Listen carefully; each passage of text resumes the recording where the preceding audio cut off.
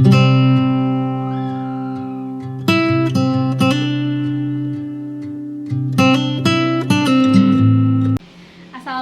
warahmatullahi wabarakatuh.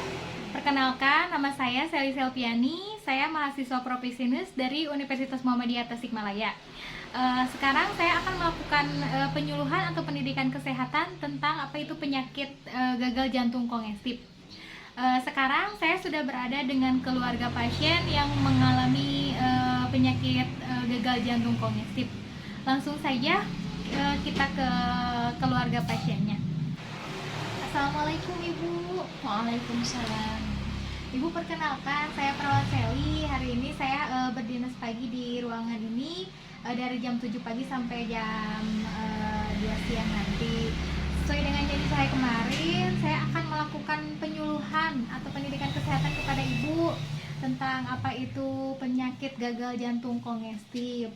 Iya. Sebelumnya saya mau bertanya, ini dengan Ibu siapa? Nama saya Ibu Tika. Ibu Tika, ya. Ibu bagaimana kabarnya hari ini? Alhamdulillah baik. Ya, alhamdulillah. Semoga kita selalu diberikan kesehatan ya Bu ya. Iya. Ibu, sekarang saya akan akan memberikan penyuluhan kepada Ibu. Kita berdiskusi saja ya Bu ya tentang apa itu penyakit gagal jantung kongestif. Sebelumnya saya akan meminta waktu terlebih dahulu kepada Ibu untuk kedepannya bagaimana. Ibu bersedia? Saya bersedia. Saya minta waktunya kurang lebih 15 menit untuk menjelaskan materinya ya Bu ya. Iya. Iya Ibu, langsung saja ya Bu ya. Sebelumnya Ibu mengetahui nggak tentang apa itu gagal jantung? Sebelumnya saya belum mengetahui apa itu gagal jantung. Itu beneran Ibu belum tahu gagal jantung itu seperti apa? Misalkan serangannya kayak gimana? Terus disebabkannya karena apa? Ibu belum tahu?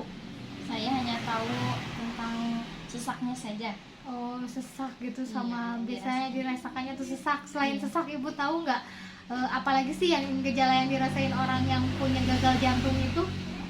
Tidak tahu. Belum tahu ya Bu ya.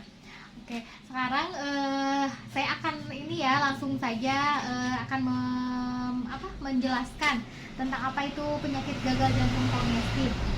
Sebelumnya ini ada media ya Bu ya, ini untuk pegangan Ibu, bisa Ibu pelajari nanti di rumah misalkan untuk baca-baca nanti ya Bu ya. Ya Ibu silakan. Iya, Ibu tadi Ibu udah menjawab ya yang Ibu ketahui tentang serangan jantung itu kayak sesak napas kayak gitu ya. Memang betul ya Bu ya. Salah satu tanda gejala dari gagal jantung itu ada sesak napas juga. Ya, di sini sebelumnya saya akan menjelaskan dulu apa itu gagal jantung ya Bu ya. Gagal jantung itu adalah gagal jantung kongestif adalah suatu keadaan berupa kelainan fungsi jantung sehingga jantung tidak dapat memompa darah untuk memenuhi kebutuhan metabolisme tubuh. Jadi si fungsi jantung itu mengalami kelainan sehingga si metabolisme dalam tubuh itu terganggu akibat si aliran darah yang dipompakan oleh jantung itu terganggu gitu. Jadi menyebabkan metabolisme dalam tubuh kita itu terganggu. Nah, apa sih penyebabnya dari gagal jantung itu? Penyebab dari gagal jantung itu berbagai macam ya Bu ya. Di sini ada kelainan otot jantung. Nah, gagal jantung ini sering terjadi pada penderita kelainan otot jantung karena disebabkan disebabkan menurunnya kontraktilitas si jantung itu sendiri. Kemudian yang kedua ada penyumbatan di pembuluh darah jantung. Jadi karena adanya penyumbatan di pembuluh darah jantung ini menyebabkan terganggunya aliran darah ke otot jantung itu, jadi menyebabkan gagal jantung. Kemudian yang ketiga ada hipertensi atau darah tinggi. Nah, darah tinggi di sini menyebabkan gagal jantung karena meningkatkan beban kerja jantung sehingga menyebabkan hipertrofi serabut otot jantung. Jadi otot jantungnya terganggu karena kan hipertensi itu darah tinggi, jadi si beban jantung itu mengalami beban kerjanya tuh meningkat gitu, jadi menyebabkan si gagal jantung itu terjadi. Kemudian di sini ada peradangan juga. Peradangan di sini menyebabkan gagal jantung karena kondisi ini secara langsung merusak serabut jantung sehingga menyebabkan kontraktilitas otot jantung itu menurun juga. Jadi terjadilah gagal jantung. Kemudian ada juga penyakit jantung lain. Nah, penyakit jantung lain di sini menyebabkan gangguan aliran darah yang masuk jantung. Jadi kemampuan jantung untuk mengisi darah itu terganggu karena alirannya juga terganggu gitu. Kemudian di sini ada tanda dan gejalanya. Tadi Ibu menyebutkan ada tanda gejalanya tuh sesak, seperti sesak. Memang betul ya, karena sesak itu karena kadar oksigen dalam tubuh kita kan berkurang ya, karena si metabolisme tubuh kita terganggu karena gagal jantung ini. Karena jantung ini ada kelainan fungsi yang menyebabkan aliran darah ke seluruh tubuh itu terganggu gitu. Jadi menyebabkan si kadar O2 juga, kadar oksigen juga berkurang atau terganggu. Di sini tanda gejalanya tuh ada dua ya, ada gagal jantung kiri dan gagal jantung kanan. Nah, yang pertama ada gagal jantung kiri. Gagal jantung kiri ini tanda dan gejalanya yaitu sesak napas, seperti tadi yang Ibu bilang. Sesak napas saat beraktivitas dan saat berbaring. Jadi waktu beraktivitas menyebabkan sesak, waktu berbaring juga bisa, ya nggak beraktivitas juga bisa tiba-tiba sesak. Iya. Kemudian ada batuk, kemudian mudah lelah. Ini mudah lelah pasti ya, otomatis pasti mudah lelah karena si kadar oksigen berkurang, kemudian menyebabkan sesak, terus menyebabkan kelelahan juga. Kemudian ada bengkak pada kaki. Bengkak pada kaki ini juga sebabnya ini terjadi karena metabolisme dalam tubuh terganggu akibat kelainan si fungsi jantung itu, mengakibatkan volume cairan dalam tubuh juga terganggu, bisa menyebabkan kelebihan cairan seperti bengkak pada kaki. Kemudian perut membuncit, kemudian terjadi kegelisahan atau kecemasan. Jadi yang pasien yang jantung itu biasanya gelisah, terus cemas karena bisa disebabkan karena itu ya, gejalanya tadi seperti sesak napas, kan itu menyebabkan gelisah juga. Terus cemas, kadang nggak tahu ini penyakitnya seperti apa, ya karena tadi si kelainan fungsi jantung itu sendiri. Iya. Kemudian yang kedua ada gagal jantung kanan. Gagal jantung kanan ini tanda dan gejalanya yaitu yang pertama ada hepatomegali. Hepatomegali itu yaitu pembesaran hepar atau pembesaran hati. Jadi si hatinya membengkak. Kemudian yang kedua ada sering kencing di malam hari. Karena tadi bisa menyebabkan kelebihan volume cairan di dalam tubuh juga, mungkin menyebabkan sering kencing di malam hari juga. Sering kencing, tapi sering kencingnya tuh di malam hari gitu. Kemudian kelemahan, tadi seperti tadi mudah lelah, di sini kelemahan juga terjadi. Kemudian ada tidak nafsu makan dan mual, itu bisa salah satu itu beberapa tanda dan gejala dari gagal jantung ya Bu ya. Kemudian di sini ada perawatannya. Di sini perawatannya saya akan menjelaskan beberapa ya Bu ya. Selain kan kalau penyakit jantung itu biasanya memang harus selalu, bukan selalu. Jadi harus selalu mengkonsumsi obat gitu. Jadi seumur hidup tuh harus minum obat gitu, obat jantung, karena untuk memelihara kontraktilitas otot jantung itu sendiri gitu. Jadi yang mempunyai penyakit jantung itu biasanya harus mengkonsumsi obat jantung terus-terusan. Nah, tapi di sini ada perawatan yang selain mengkonsumsi obat itu sendiri, perawatan apa sih? Misalkan yang lainnya. Nah, di sini ada si penderita gagal jantung itu harus mempunyai waktu istirahat cukup. Jadi harus bisa mengatur waktu ya. Kalau yang penyakit jantung itu karena mudah lelah tadi kan, terus lemah, nanti mengakibatkan sesak napas juga. Jadi harus mempunyai waktu istirahat yang cukup. Kemudian yang kedua, olahraga sesuai kemampuan. Jadi kita harus memilih tuh olahraga yang yang tidak membahayakan atau ya olahraga yang aman untuk penyakit jantung itu apa? Misalkan di sini saya menyebutkan ada jalan pagi minimal 30 menit per hari. Ya jalan pagi biasa aja gitu, jangan terlalu cepat, jangan terlalu capek ya. Terus yang ketiga ada pembatasan aktivitas sesuai kemampuan seperti tadi saya katakan. Jadi yang penderita jantung itu harus pintar memilih aktivitas apa yang sesuai dengan kemampuan. Jadi yang enggak terlalu membuat si pasien capek, si pasien lelah gitu. Jadi harus pintar memilih-milih ya Bu ya. Kemudian di sini ada diet rendah kolesterol. Nah, jadi kita juga tuh di pola makan harus benar-benar diperhatikan. Jadi makanan itu harus yang rendah kolesterol. Seperti apa ya?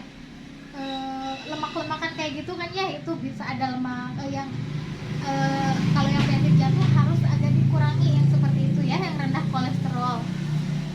Kemudian di sini ada konsumsi protein cukup. Nah, seperti kacang-kacangan, seperti buncis, kemudian wortel, kacang panjang, tahu, tempe, ikan, telur, terus daging sapi atau ayam dengan lemak rendah. Jadi daging-dagingan juga tidak sembarang daging gitu, mau daging sapi atau ayam itu boleh, tapi yang harus yang lemaknya rendah.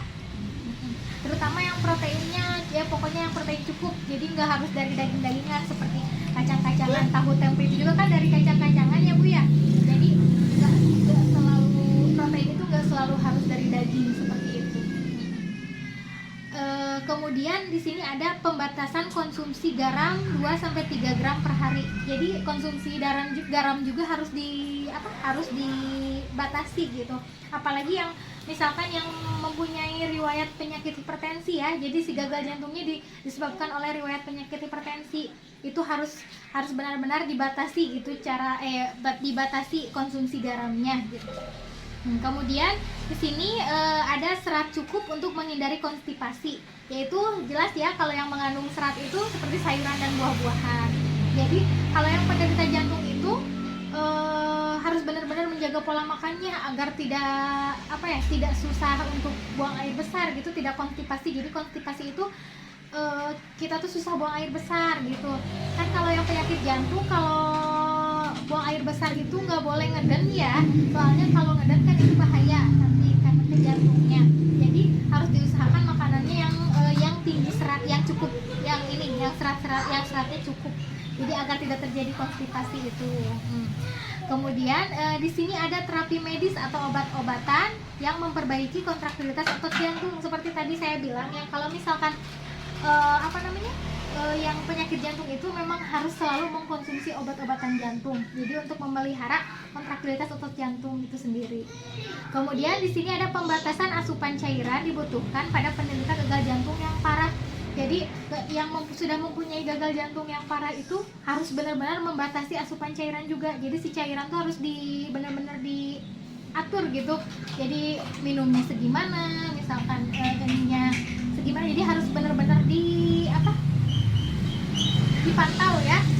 Karena itu bisa karena yang pembatasan asupan cairan itu tadi kan bisa menyebabkan kayak tadi bengkak di kaki, kayak terus di pergelangan ya, itu seperti itu.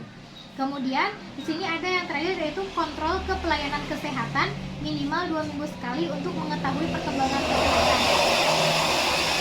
Jadi selain mengkonsumsi obat-obatan juga, terus tadi makan makanan yang mengandung protein yang tinggi, kemudian yang serat cukup, istirahat cukup, yang seperti itu. Ini juga harus selalu dirutinkan untuk kontrol ke pelayanan kesehatan, karena untuk mengetahui perkembangan kesehatan si pasien itu seperti apa. Dan ya sih biasanya kalau yang jantung itu pasti harus rutin kontrol ya Bu ya. Iya, mungkin itu materi yang saya bisa sampaikan. Bagaimana Ibu sudah mengerti sudah paham apa yang saya jelaskan atau terlalu cepat atau gimana gitu Bu? Insya Allah sudah paham. Sudah paham ya Bu ya? Iya. Ada yang mau ditanyakan terlebih dahulu nggak Bu?